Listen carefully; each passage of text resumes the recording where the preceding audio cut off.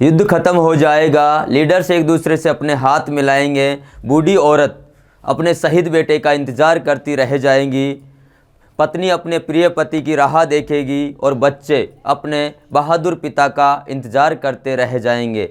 मुझे नहीं पता, मैं नहीं जानता कि मेरी मातृभूमि को किसने बेचा, लेकिन मैंने देखा है कि उसकी कीमत किसने चुकाई है।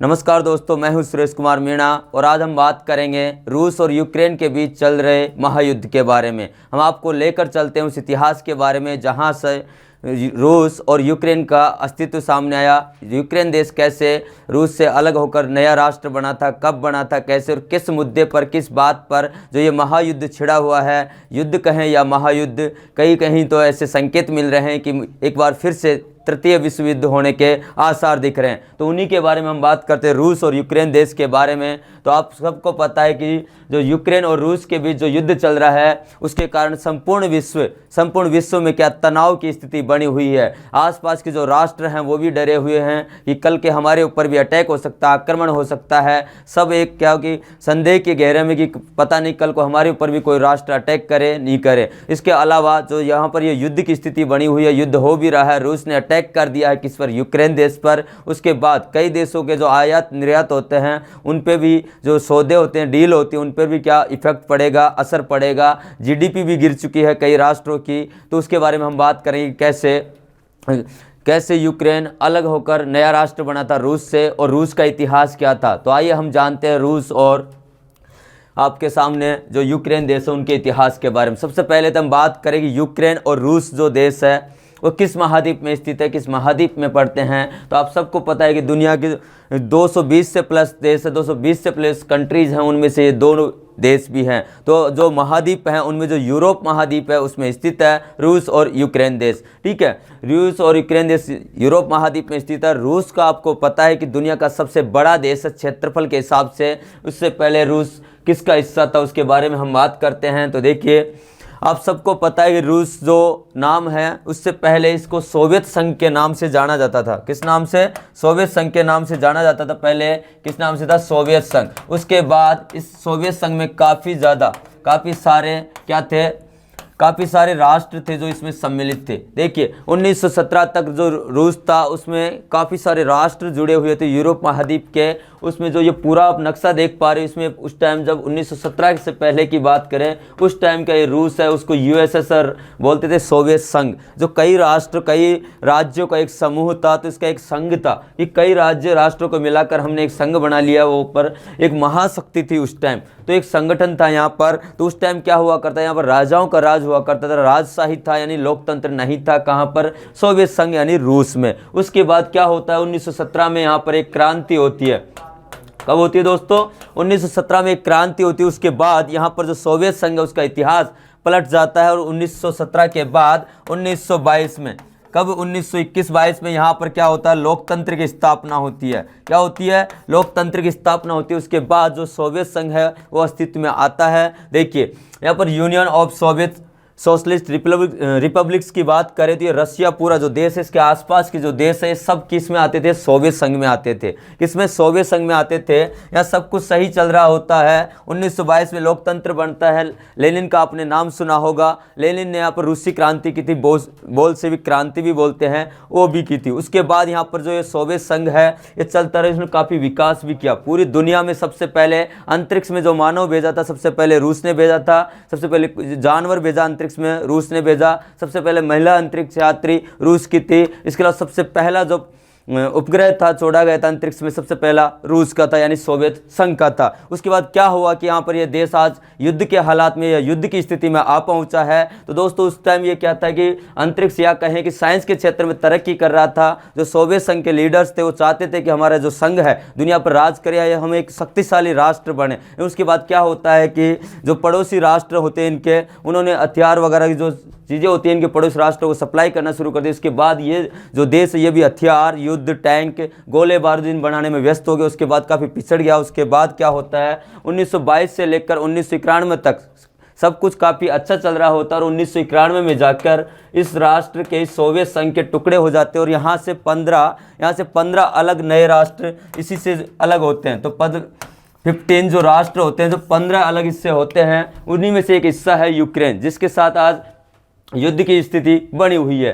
तो देखिए उनके जो 15 जो अलग राष्ट्र यहाँ से अलग होते हैं वो 1991 में होते हैं। कब होते हैं? 1991 दिसंबर के माह में अलग होते हैं। 25 दिसंबर की रात थी, क्रिसमस की रात। उसके बाद जो काफ़ी सारे जो यहाँ पे राष्ट्र थे अलगाववाद की स्थिति में थे, वहाँ पर कि एक आंतरिक विद्रोह चल रहा था। तो 25 दिसंबर 1991 को जो सोवियत संघ के राष्ट्रपति थे उन्होंने घोषणा की कि हम आप 15 जो राष्ट्र हैं अलग, उनको एक अलग देश की मान्यता देते हैं। उनमें Estonia, Lithuania, Georgia, Latvia, Ukraine, Maldives, Azerbaijan, Turkmenistan, काफ़ी सारे जो राष्ट्र थे, 15 राष्ट्र अलग हुए थे, उन्हीं में से था यूक्रेन। अब बात करते हैं कि यहाँ पर जो यूक्रेन है और यहाँ पर जो सोवियत संघ, इनका रिलेशन कैसे था पहले और अब कैसे इनकी तनाव की स्थिति बनी हुई है। आप सबको पता है जो सोवियत संघ था, रूस था, उन्हीं से अलग हुआ था क्या? यूक्रेन।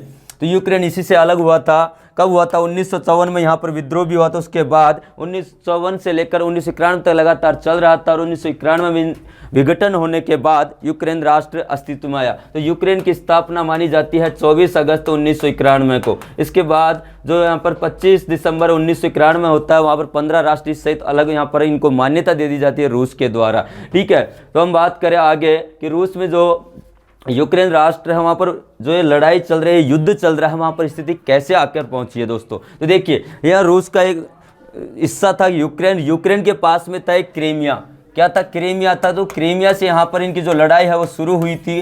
क्रीमिया को पहले संयुक्त जो सोवियत संघ था, संयुक्त इनका, उन्होंने क्या किया था? गिफ्ट दिया था इसको। किसको दिया था? क्रीमिया को। तो क्रीमिया 1954 में इन्होंने इनको गिफ्ट किया था दोस्ती के तौर पर। तो यहीं पर यह था कि झगड़े की वजह बना। क्यों बना? झगड़े की वजह। 2014 में आते आते यहाँ पर क्या हुआ कि जो क्रीमिया था उसको वापस से संयुक्त जो सोवियत संघ था, रूस था, रशिया था, उसने वापस से अपने कब्जे में ले लिया। वहाँ पर अटैक कर सेना पहुँचाने के बाद वहाँ पर सेना के द्वारा अटैक किया गया और उसके बाद जो क्रीमिया था उसको वापस से अपने में मिला लिया। देखिए ये देख पा रहे हो आप नक्शे में, यहाँ पर रूस और क्रीमिया की हम बात करें, यूक्रेन की बात करें, देखिए यह पूरा इधर का हिस्सा है जो क्या है? रूस का हिस्सा है। और यहाँ पर हम बात करें ये है यूक्रेन का हिस्सा। तो ये नक्शे में आप देख पा रहे होंगे। और यहाँ पर ये लाल में है वो है क्रीमिया। वो किसका पहले हिस्सा था? यूक्रेन का। रूस ने इसको गिफ्ट दिया था हालांकि, लेकिन बाद में क्या होता है कि यहाँ पर सीमा है। तो इन्होंने 2014 में रूस ने हमला करके क्रीमिया को वापस से छीन लिया। क्रीमिया को वापस से छीन लिया 2014 से ही यहाँ पर तनाव चल रहा था। यहाँ पर एक काला सागर भी है, वो भी इनके कब्जे में आ गया और यहाँ पर इन्होंने अपनी नौसेना खड़ी कर दी। किसने? रूस ने। रूस क्या चाहता था कि यूक्रेन हमसे अलग ना हो, यूक्रेन हमारे साथ जुड़ा रहे, यूक्रेन के साथ जैसे इनकी सीमा भी जुड़ी हुई है तो यहाँ पर तनाव ना हो। लेकिन यूक्रेन की कुछ हलचल थी, यूक्रेन की कुछ कहानियाँ, घटनाएँ थी, उनके कुछ कदम थे, जिसके कारण रूस को यहाँ पर मजबूरन युद्ध करना पड़ा। तो हम देखेंगे ये क्या कारण थे वहाँ पर जिनके कारण यहाँ पर युद्ध छिड़ा, या कौन सी कंडीशन, कौन सी परिस्थितियाँ आ पड़ी थी कि आज ये दोनों देश एक जो तीसरा विश्व युद्ध है उसके मुहाने पर आ खड़े हुए हैं। देखिए यह है आपके सामने रूस के राष्ट्रपति व्लादिमीर पुतिन और यह है आपके सामने यूक्रेन के राष्ट्रपति व्लादिमीर जेलेंस्की। तो इन दोनों के बीच चल रहा महायुद्ध। तो देखिए अब बात करेंगे युद्ध के कारण क्या है, एक्चुअली ना रीज़न क्या है, ये युद्ध क्यों हो रहा है। तो इसके दो वजह हैं, जो दो मेजर कारण है, जो महत्वपूर्ण रीजन है यहाँ पर युद्ध के, वो है दोस्तों, एक तो है यूरोपियन संघ, एक तो यूयू है यूरोपियन संघ, ठीक है, और एक है नाटो। ये दो कारण हैं जिनके कारण यूक्रेन और रूस के बीच युद्ध छिड़ा है। अब रीजन क्या है? एक तो यूयू, ये यहाँ पर एक यूरोपीय, आप सबको पता है यूरोप महाद्वीप में स्थित है यूक्रेन और रूस। तो यहाँ पर एक यूरोपीय देशों का समूह है यूयू, या इसे कहें यूरोपियन संघ, इसे कहें यूरोपियन संघ। इसमें राष्ट्र शामिल हैं कई सारे, तो इसमें 27 राष्ट्र शामिल हैं, यानी कि 27 देश इसमें शामिल हैं। किसमें? European union. तो जो हमारा यूक्रेन देश है, विश्व का यूक्रेन देश है, वो इस यूरोपियन यूनियन में शामिल होना चाहता था। तो इसमें शामिल होना चाहता था, ये आप देख पा रहे हो नक्शे में यूरोपियन संघ के जो राष्ट्र है उनका नक्शा है। तो इसमें शामिल होना चाहता था। इसके बाद क्या होता है कि जो यूक्रेन है वैसे राष्ट्र पड़ोसी था किसका? रूस का, तो शामिल इसमें होना चाहता था, यानी कि ये दूसरे देश के साथ मिलना चाहता था। तो एक तो ये बात रूस को बुरी लगी। दूसरी बात थी नाटो। तो रूस ने क्या किया, इसने यूक्रेन ने क्या किया, नाटो में शामिल होना चाहता था। नाटो में शामिल क्यों होना चाहता था? कि वो अपने आप को सुरक्षित महसूस करे। नाटो में क्या है? नाटो एक सैन्य संगठन है। नाटो एक सैन्य संगठन है जिसकी स्थापना हुई थी 1949 में। इसका मुख्यालय वैसे बेल्जियम में है और यहाँ पर इससे 30 देश जुड़े हुए हैं। कितने देश जुड़े हुए हैं? 30 देश यहाँ से जुड़े हुए हैं। किससे? नाटो से। तो नाटो में शामिल होने के बाद क्या होता है, रूस जो यूक्रेन है, जो एक तरह से अपने आप को एक शक्तिशाली समझने लगता है, या कि उसके पास सेना आ जाती है, सैन्य संगठन था। यदि यूक्रेन के साथ कुछ भी होता है, युद्ध की स्थिति या कोई भी बात होती है, तो पूरे जो 30 देश और एक 31 यूक्रेन हो जाता, तो मिलकर क्या करते, किसी दूसरे देश के खिलाफ अटैक करते, या इनकी आर्मी है जो उनसे युद्ध करती। तो इस कारण यहाँ पर क्या चिढ़ा रूस, क्यों कि नाटो की सेना, यदि आपको पता है कि रूस है, इधर यूक्रेन है, जब नाटो की सेना या दूसरे देशों की सेनाएं यहाँ पर आकर खड़ी हो जाएगी उनके बॉर्डर पर, तो रूस को भी वहाँ पर खतरा था बॉर्डर पर। इस कारण रूस ने इस पर कार्रवाई की है। ठीक है, देखिए हम आगे देखते हैं कुछ मेजर रीजन, और इसमें एक्चुअल में हुआ क्या था।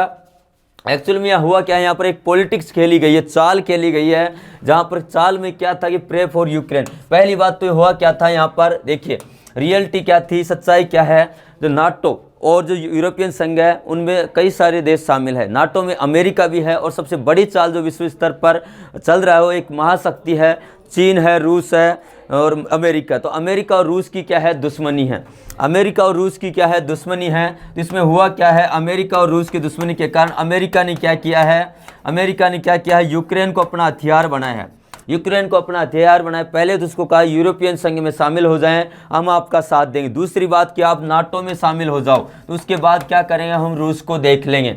नाटो में शामिल हो जाओ, तो उसके बाद भड़क गया रूस। तो पहले तो क्या हुआ, यूएस, नाटो, ब्रिटेन जो यूरोपियन संघ का क्या है, हिस्सा है। तो देखिए इन्होंने क्या कहा, इन्होंने कहा कि आप आगे बढ़ो, या हमारे जो एक संघ है, यूनियन है, उसमें सम्मिलित हो जाओ, हम मिलकर रूस का सामना करेंगे। कि 2014 में या क्रीमिया को रूस ने वापस हड़प लिया था, किससे, यूक्रेन से हड़प लिया था। तो देखिए यहाँ पर ये देखते जा रहे हैं, और अकेले ये रूस है या रसिया है जो यूक्रेन के खिलाफ क्या युद्ध छिड़े हुए हैं। यहाँ पर जो काफ़ी सारे शहर हैं वो ध्वस्त कर दिए गए हैं, स्कूल कॉलेज काफ़ी बिल्डिंग्स है जो ध्वस्त कर दिए हैं, सैकड़ों लोग मारे गए हैं, सैकड़ों नागरिक, सैनिक लोग, व्यक्ति यहाँ पर मारे गए हैं। ठीक है, तो यूक्रेन यहाँ पर अकेला फाइट कर रहा है, और काफ़ी छोटा देश है, लेकिन फिर भी डटे हुए मैदान में 10 दिन हो गए हैं, लेकिन फिर भी रूस के सामने ये अपना सीना ताने खड़े हुए हैं। इनके राष्ट्रपति भी हैं मैदान में। देखिए तो इस युद्ध के कारण क्या हानि हुई, क्या नुकसान हुए, उनके बारे में बात करें, कैसे तबाही मचा है इस युद्ध ने।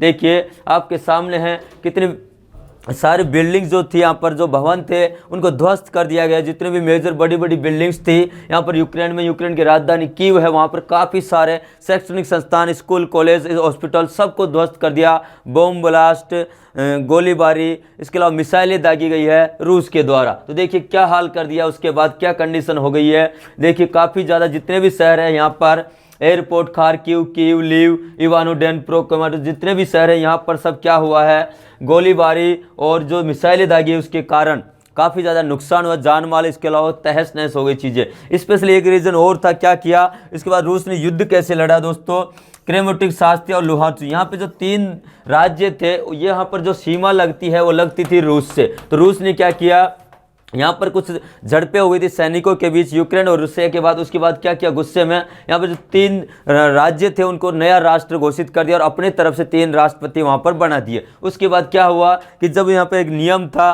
कि संयुक्त राष्ट्र संघ का एक नियम था यूएनओ का, आप जानते हो यूएनओ के बारे में भी। तो यूएनओ का एक नियम था, क्या था कि कोई राष्ट्र अपने पड़ोसी राष्ट्र के बीच अगर कोई दिक्कत हो, वहाँ पर कुछ प्रॉब्लम हो, तो वो उसका साथ दे सकता है, हेल्प कर सकता है। तो रूस ने क्या किया, इनको अपना हथियार बनाकर इस पर अटैक कर दिया कि यहाँ पर हमला हुआ, ये हमारे पड़ोसी राष्ट्र हैं, ये हमसे मदद मांग रहे हैं, हम इनकी मदद कर रहे हैं। तो इन्होंने क्या कर दिया, सैन्य ऑपरेशन चला दिया। अब यहाँ पर दोस्तों आपको पता है यूएनओ की बात करें, आप सबको पता है संयुक्त राष्ट्र संघ ये बनाया क्यों गया था, इसका औचित्य क्या था।